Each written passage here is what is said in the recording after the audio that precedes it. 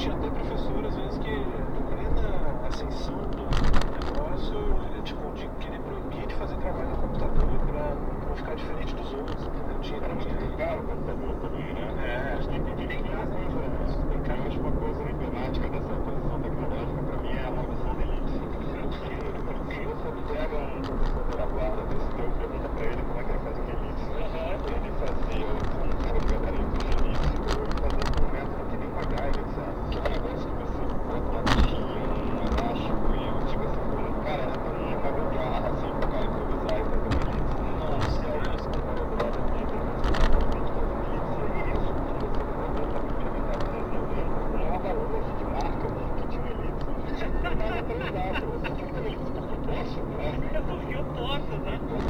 Quem saía, a satélite, qualquer coisa que você pudesse botar uma elipse meio de ladinho, usava, né? até boda de casamento. É, o ouro pediu pro Jovem Nerd. O pessoal que defenda muito cresceu a ser delícia. Vamos usar de frisbee,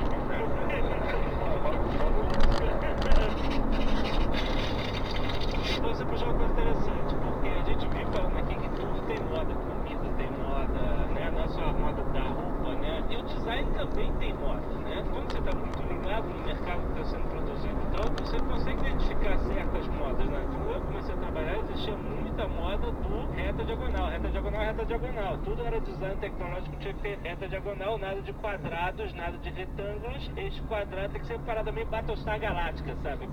Bordas na diagonal e tal, não sei o que, era tudo muito assim. Eu acho que isso é muito reflexo também da tecnologia daquele período. Porque É, esse sim. mesmo lance da elipse, você tem depois, sei lá, o David Carson, que foi um grande diretor de arte, um designer americano, né, na década de 90,